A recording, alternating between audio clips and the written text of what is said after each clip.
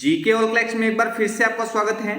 दोस्तों आज है 5 अगस्त और 5 अगस्त 2023 से करंट अफेयर से जितने भी प्रश्न जो कि प्रतियोगी परीक्षाओं की दृष्टि से महत्वपूर्ण होंगे उन सभी के बारे में हम डिस्कस करेंगे। साथ ही हर क्वेश्चन से रिलेटेड इंपॉर्टेंट फैक्ट की भी चर्चा करेंगे। आज की क्लास की पीडीएफ फाइल आपको वीडियो के डिस्क्रिप्शन में मिल जाएगी। पीडीएफ आपको हमारे टेलीग्राम ग्रुप में मिल जाएगी। टेलीग्राम ग्रुप का लिंक मैंने डिस्क्रिप्शन में दे दिया है, वहां पर आपको सभी पीडीएफ एक साथ मिल जाएंगी। वीडियो को एंड तक देखें। वीडियो के एंड में जनरल साइंस का एक क्वेश्चन आपसे पूछूंगा जिसका आंसर आप कमेंट सेक्शन में दे सकते हैं। डेली करंट अफेयर्स वीडियो देखने के लिए जीके ऑल कलेक्शन को सब्सक्राइब करें। तो चलिए शुरू करते हैं।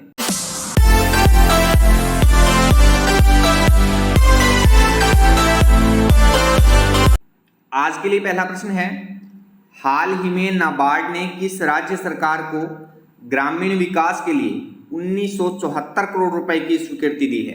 Recently NABARD has given approval of rupees 1974 crore for rural development to which state government? तो अभी नाबार्ड ने राजस्थान सरकार को ग्रामीण विकास के लिए 1974 करोड़ रुपए की स्वीकृति दी है। तो सी ऑप्शन इसका सही हो जाएगा। चलिए इसके बारे में थोड़ा और विस्तार से जान लेते हैं। National bank for agriculture and rural development यानी नाबार्ड ने राजस्थान सरकार को वित्तीय वर्ष 2023-24 के लिए ग्रामीण बुनियादी ढांचे विकास निधि यानी RIDF के तहत कुल राशि 1974.7 करोड़ रुपए की स्वीकृति दी है। इस पर्याप्त वित्त पोषण का उद्देश्य ग्रामीण समुदायों की जीवन स्थितियों को ऊपर उठाना और क्षेत्र में आर्थिक विकास को बढ़ावा देना है।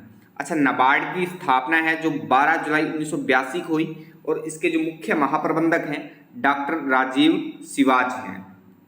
तो नाबार्ड प्रतियोगी परीक्षाओं की दृष्टि से महत्वपूर्ण हो सकता है। नाबार्ड के बारे में थोड़ी और विस्तार से जान लेते हैं। चलिए नाबार्ड के बारे में देखते हैं। नाबार्ड की स्थापना अभी हमने बात की 12 जुलाई 1982 को हुई। मुख्यालय मुंबई महाराष्ट्र में है। मुख्य जो उद्देश्य है नाबार्ड का वो कृषि, सहकारिता, ग्रामीण विकास और ग्रामीण क्षेत्रों में वित्तीय संसाधन को बढ़ावा देना है। नाबार्ड ग्रामीण और सहकारी क्षेत्र में विभिन्न प्रोजेक्ट्स की वित्तीय सहायता करता है जैसे कि कृषि ऋण, विकास बैंकिंग, ग्रामीण बाजार और ग्रामीण उद्यमिता। नाबार्ड स्वरोजगारी समूह यानी सेल्फ हेल्प ग्रुप SHGH की स्थापना और उनकी प्रशिक्षण के माध्यम से ग्रामीण महिलाओं के आर्थिक सशक्तिकरण का भी समर्थन करता है। तो नाबार्ड के बारे में भी इतनी सी सामान्य सी जानकारी आप ध्यान में रखिए, यहाँ से कोई ना कोई प्रश्न अवश्य ही बन सकता है। चलिए नेक्स्ट है, हाल ही में राजमार्ग यात्रा ऐप किसने लॉन्च किया है? Who has recently launch the highway travel app? तो अभी भारतीय राष्ट्रीय राजमार्ग प्राधिकरण यानी NHAI ने राजमार्ग यात्रा ऐप लॉन्च किया है। सी ऑप्शन इसका सही हो जाएगा। चलिए इसके बारे में और जान लेते हैं। भारतीय राष्ट्रीय राजमार्ग प्राधिकरण यानी NHAI ने नया मोबाइल ऐप राजमार्ग यात्रा ऐप लॉन्च किया है। भारतीय राष्ट्रीय राजमार्ग प्राधिकरण ने एक एकीकृत मोबाइल एप्लीकेशन राजमार्ग यात्रा पेश करके राष्ट्रीय राजमार्ग उपयोगकर्ता अनुभव को बढ़ाने की दिशा में एक महत्वपूर्ण कदम उठाया है। इस ऐप का उद्देश्य राष्ट्रीय राजमार्ग उपयोगकर्ताओं के लिए व्यापक जानकारी और कुशल शिकायत निवारण प्रदान करना है जिससे उनकी यात्राएं निर्बाध और सुरक्षित हो सकें। तो इस प्रश्न से इतनी सी जानकारी आप ध्यान में रखिए। अच्छा, यहाँ पर हमने भारतीय राष्ट्रीय राजमार्ग प्राधिकरण यानी NHAI के बारे में विशेष रूप से हम बात कर रहे हैं, तो इसके बारे में आप थोड़ा और विस्तार से देखिए, यहाँ से भी कोई ना कोई प्रश्न बन सकता है। NHAI यानी भारतीय राष्ट्रीय राजमार्ग प्राधिकरण की जो स्थापना है 1988 में हुई। मुख्यालय नई दिल्ली में है। NHAI ने स्वर्णिम मिलेनियम प्रोजेक्ट शुरू किया है जिसका मुख्य उद्देश्य राष्ट्रीय राजमार्गों को मॉडर्नाइज करना और उन्हें बेहतर इंफ्रास्ट्रक्चर से लैस बनाना है। भारतीय राष्ट्रीय राजमार्ग संशोधन अधिनियम 2017, इस पर आप थोड़ा अच्छे से ध्यान में रखिए। संशोधन जो अधिनियम है वो 2017 है। यह अधिनियम NHAI को अधिक प्राधिकृत और कुशल प्रबंधन के लिए अधिकार प्रदान करता है। NHAI ने देश भर में फास्टैग इम्प्लीमेंटेशन किया है जो सड़क के कश्ती मुकबलों को तेजी से आगे बढ़ने में मदद करता है। मतलब जो भी रोड पर ट्रैवल कर रहे हैं तो उनको जो मतलब टोल स्टैंड है वहाँ पर ज़्यादा टाइम रुकना नहीं पड़ता, फास्टैग की मदद से वो जल्दी से वहाँ से निकल सकते हैं। तो NHAI के बारे में इतनी सी सामान्य सी जानकारी आप ध्यान में रखिए, यहाँ से भी कोई ना कोई प्रश्न अवश्य ही बन सकते हैं। चलिए नेक्स्ट है, हाल ही में 13वें अंगदान दिवस दान समारोह का आयोजन कब किया गया है? When was the organ donation day celebration organized recently? तो 13वें अंगदान दिवस का जो आयोजन है वो 3 अगस्त को किया गया। बी ऑप्शन इसका सही हो जाएगा। चलिए इसके बारे में और जान लेते हैं। केंद्रीय स्वास्थ्य और परिवार कल्याण मंत्री डॉक्टर मनसुख मंडाविया ने 3 अगस्त 2023 को 13वें भारतीय अंगदान दिवस समारोह को संबोधित किया। यह समारोह उन मतदाता परिवारों को सम्मानित करने के लिए आयोजित किया गया था जिन्होंने अपने प्रियजनों के अंगों को दान करने का फैसला किया। भारत में 2013 से 2023 के बीच अंगदान करने वाले लोगों की संख्या 3 गुना से अधिक हो गई है। तो इस प्रश्न से भी इतनी सी जानकारी आप ध्यान में रखिए। नेक्स्ट है, क्वालकॉम इंडिया के नए अध्यक्ष के रूप में किसे नियुक्त किया गया है? Who has been appointed as the new president of Qualcomm India? तो क्वालकॉम इंडिया के जो नए अध्यक्ष हैं वो सावी सोइन बने हैं। ए ऑप्शन इसका सही हो जाएगा, सावी सोइन। चलिए इनके बारे में थोड़ा और विस्तार से जान लेते हैं। स्मार्टफोन प्रोसेसर निर्माता क्वालकॉम ने 3 अगस्त को सावी सोइन को अपना क्वालकॉम इंडिया का अध्यक्ष नियुक्त किया है। साथ ही वह क्वालकॉम इंडिया के वरिष्ठ उपाध्यक्ष का भी पद संभालेंगे।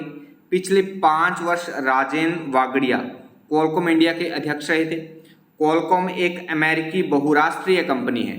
क्वालकॉम इंडिया 1986 में स्थापित हुई और वह भारत में टेलीकम्युनिकेशन और वायरलेस प्रौद्योगिकी क्षेत्र में विशेषज्ञता रखता है। तो इस प्रश्न से भी इतनी सी जानकारी आप ध्यान में रखिए। नेक्स्ट है, देश भर में बाल देखभाल संस्थानों की निगरानी के लिए कौन सा पोर्टल लॉन्च किया गया है? Which portal has been launch to monitor child care institution across the country? तो बाल देखभाल संस्थानों की निगरानी के लिए मासी पोर्टल लॉन्च किया गया है। बी ऑप्शन सही हो जाएगा। अच्छा, मासी पोर्टल के बारे में थोड़ा और विस्तार से देखिए। राष्ट्रीय बाल अधिकार संरक्षण आयोग ने देश भर में बाल देखभाल संस्थानों यानी CCI और उनके निरीक्षण तंत्र की रियल टाइम निगरानी के लिए एक application monitoring app for seamless inspection ने मासी निगरानी ऐप लॉन्च किया है।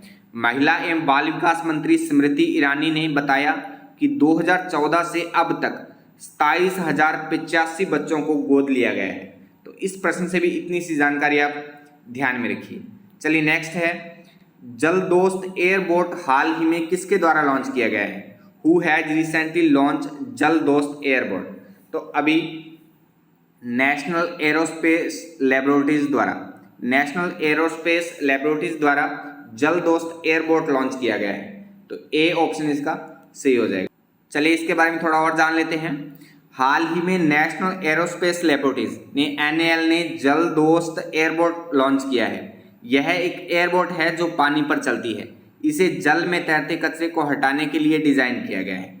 नेशनल एरोस्पेस लेबोरेटरीज वर्ष 1959 में स्थापित वैज्ञानिक और औद्योगिक अनुसंधान परिषद CSIR का एक भाग है। NAL का मुख्यालय बेंगलुरु कर्नाटक भारत में स्थित है। तो इस प्रश्न से भी इतनी सी जानकारी आप ध्यान में रखिए। नेक्स्ट है, स्टडी इन इंडिया पोर्टल संयुक्त रूप से किसने लॉन्च किया है? Who has jointly launch study in India portal? तो अभी विदेश मंत्री S जयशंकर और शिक्षा मंत्री धर्मेंद्र प्रधान ने स्टडी इन इंडिया पोर्टल संयुक्त रूप से लॉन्च किया है। तो ए ऑप्शन इसका सही हो जाएगा।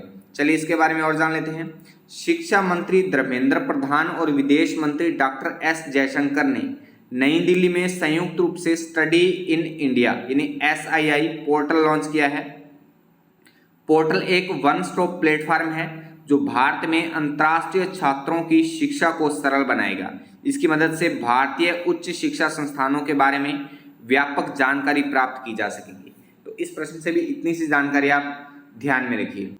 नेक्स्ट है, हाल ही में किस भारतीय क्रिकेटर ने संन्यास की घोषणा की है? Which Indian cricketer has announced his retirement recently?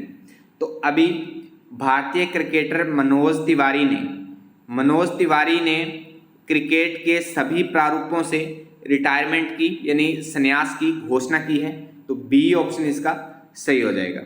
Next है विश्व रैंकिंग में भारत के शीर्ष रैंकिंग वाले शतरंज खिलाड़ी का खिताब किसने जीता है? Who has won the title of the India's top ranked chess player in the world ranking.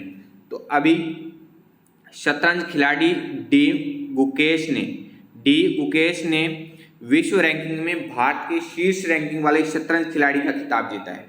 तो बी ऑप्शन इसका सही हो जाएगा। अच्छा, कल की वीडियो का चैलेंज क्वेश्चन था मच्छर द्वारा फैलने वाला रोग कौन सा है?